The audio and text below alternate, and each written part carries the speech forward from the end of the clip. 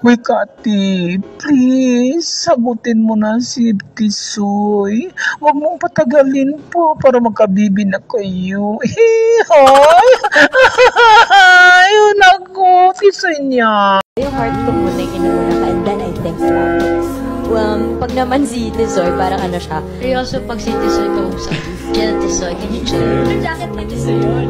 Tapos ngayon, feeling nagbigay si Tisoy. Sorry, You're messing a lot, Tisoy. Ayusin mo, Tisoy. I think lagi mo sinasabi. Ayaw mo pa, Tisoy. Ayaw mo pa? Feeling ko si Tisoy. Super Tisoy. Okay. Alam ko na kung paano si Tisoy. Ganon si Tisoy. Pag si Tisoy, hindi siya nagiging angry. Okay, Mina. Si Tisoy. Pare, ito yung script. Nagpe-prepare na si Tisoy. Oh my God! Oo nga pala. Si Tisoy. No, I don't like Tisoy.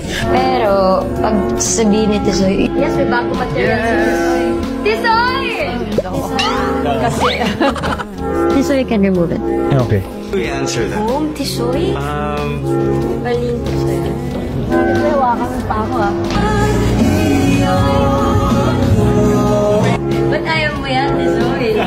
Ay, ang cute! Tayo, Tisoy! Ba't parang ayaw mo mag-agree, Tisoy? And invite you, Yes, Tisoy? thank you so much. Tisoy, I like your hair. Now. Bakit si Tisoy?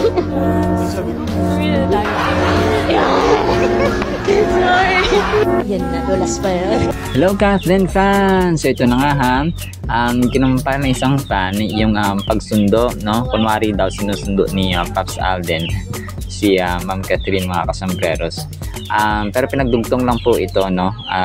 Hindi po ito totoo, parang ano lang, out of mga fanatic, no? Ay ginawa niya ito, no? Ang kulit lang, no? Sana, no? Talagang sinusundo ni Pops Alden, mga kasombreros, pero wala tayong ebidensya. So hahayaan na natin na ganun po. And then ito na, sobrang kulit ito, mga kasombreros, kasi yung isang fan kung narinig ninyo ay parang nagmamadali siya na sagutin mo na si Tisoy para magka-baby na. Huwag mo nang patagalin, parang ganun. So ang kulit lang, kasi dumadami pa rin or marami pa rin, mga kasombreros, ang kumbaga pa ang fans ng Kathleen at naniniwalang may Kathleen po, mga kasombreros. So meron naman talaga, no, hindi lang sa ngayon but soon and later, mga kasombreros. And then ito, ang kulit ito, mga kasombreros, ginawang animated or animation, mga kasombreros, ng isang fan ang Kathleen. Bagong updates natin ha. So ang kulit lang kasi yung naka-red si Catherine, no? Tapos naka-brown si Sir Alden, and then next dito yung naka-maroon sila, no?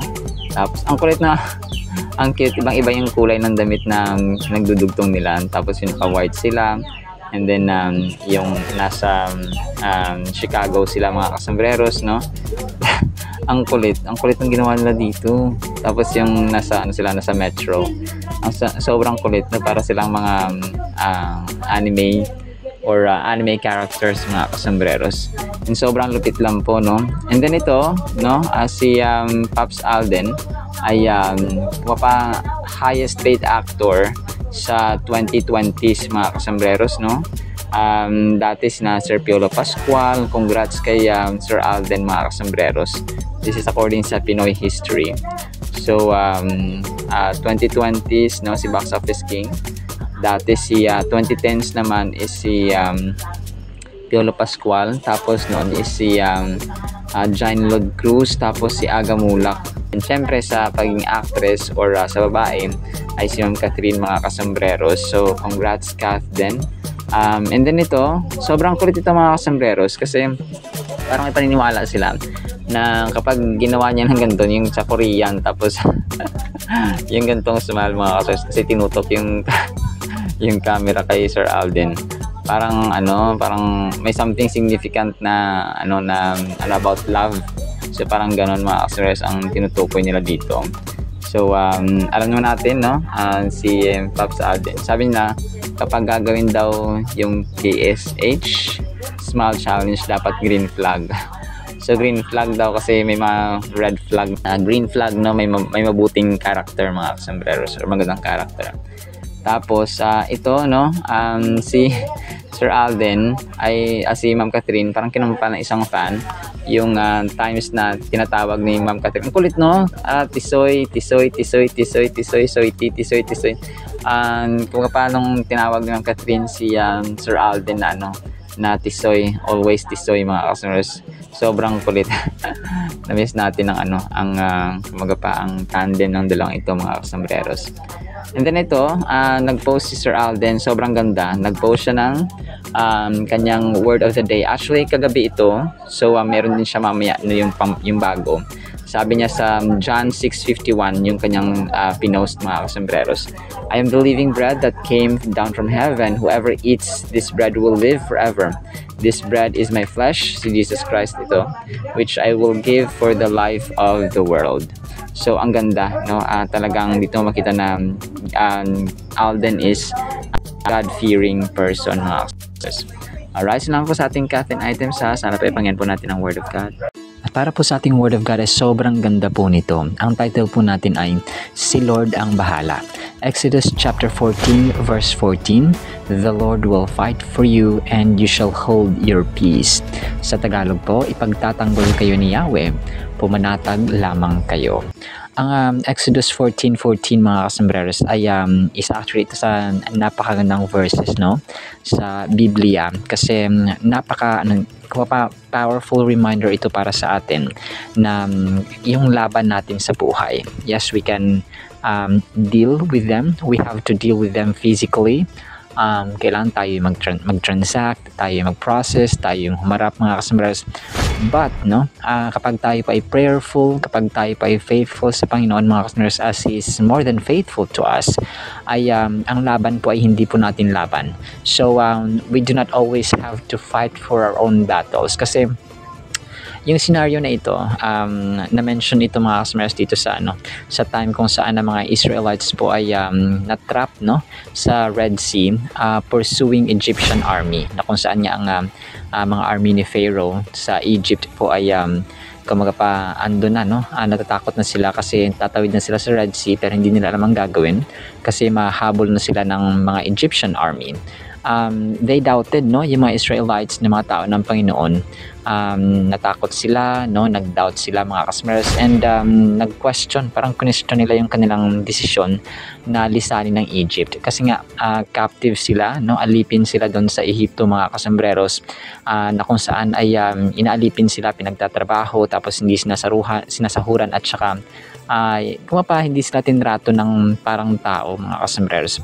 So ito na yung moment, okay, yung sa Exodus chapter 14, ito na yung moment na kung saan ay hinang-hina na sila. They were so despair, wala ng pag-asa, and then Moses, no, suddenly delivered God's word or God's message to them mga kasombreros, na sinasabi nga niya na the Lord will fight for you. So which is ang verse po na ito ay in return ay nagtuturo po sa atin na sa ating mga kung nasa gitna tayo ng challenging moments, no, wag nating isipin na tayo po ay nag-iisa. Isipin natin na kasama natin ang Diyos mga kasombreros. So to understand better, explore natin itong itong Exodus 14:14 mga kasombreros. Ito nga yung kung saan ang mga tao ng Diyos ay hinang-hina na because their enemies were after them. So parang tayo din minsan hinahabol ng mga Judith, ng mga bayarin, hinahabol ng problema sa school, sa trabaho, sa bahay, no, sa personal natin na may example, may sakit tayo, no, yun yung mga hamon at laban natin sa buhay na dapat ay the more we are challenged, the more we have trials, the more we trust God, because wala tayong magagawa kung wala siya mga kasombreros. So yung sinasabi niya dito na the Lord will fight for you ay parang nire-ready ng Panginoon yung stage ng understanding natin na yung Diyos po natin ay warrior, and as a matter of fact siya ang greatest natin na warrior and protector, no. He can send His millions and legions of angels mga kasombreros para tayo po ay protektahan, no, at saka i-save from our bad and challenging moments. We have the Lord at our side ready to confront whatever threat we encounter. So sasabi niya dito na you shall hold your peace, no, pumanatag lamang kayo. So kapag panatag ka kasi nakakaisip ka ng tama, nakakaisip ka ng sapat, nakakaisip ka ng mga right decisions at saka steps mga kasambreros. So ang phrase na ito na you shall hold your peace or pumanatag lamang tayo ay nag-i-invite sa atin, no, to reflect on our responses to challenges. Paano nga ba tayo mag-respond sa challenges mga kasambreros? No? Madalas, no, we feel compelled to react immediately, but silence can be powerful or can be a powerful response. So, pag wala tayong ganyan, no, self-control, kapag nawawalan tayo ng pasensya, no, na kasi nauubos talaga ang pasensya natin mga kasambreros kasi tao lamang tayo. Paano tayo mag-respond sa challenges mga kasambreros? And yun nga, no, sometimes ang pinakamakapangyarihang response ay maging tahimik tayo, pumanatag at idulog lahat sa panalangin. It gives us time to assess the situation and seek God's direction. So yun, sabi ko kanina na kapag tayo po ay kalmado, no, tayo po ay nasa peaceful state, ang isip natin ay nakakapag-isip tayo ng maayos, and then nakakapaniig tayo sa Diyos, and we can pray whatever we need to pray, and dudulog tayo sa Panginoon because we have that trust and faith mga kasambreros na kaya niyang gawin ang lahat-lahat. So as we reflect on Exodus 14:14, nire-remind tayo ng Panginoon na yung kanyang faithfulness, tapos yung ating role naman na mag-trust or magtiwala sa Kanya during difficult times. So He's always fighting for us, and our trust in Him allows us to have peace amidst the storms of life. So yun nga, no, yung kanyang pagiging yung source ng peace at kalma mga kasambreros ay magre-reflect sa atin as we pause, as we calmly face, as we hold our peace kapag tayo po ay may challenges sa buhay. So we confront it with peace and comfort, and kumbaga pa with ease mga kasambreros, kasi nga we know that our God is battling or is fighting for us. Alright, so yun lamang po in the meantime, nawa po ipagpalain po tayo ng pag-ibig, pananampalataya at pag-asa in the mighty, holy, sweet, magnificent, our refuge, our battler, our warrior, Jesus Christ. And everyone said, Amen and Amen. See you sa next segment po mga kasambreros, and paalam po. I love you.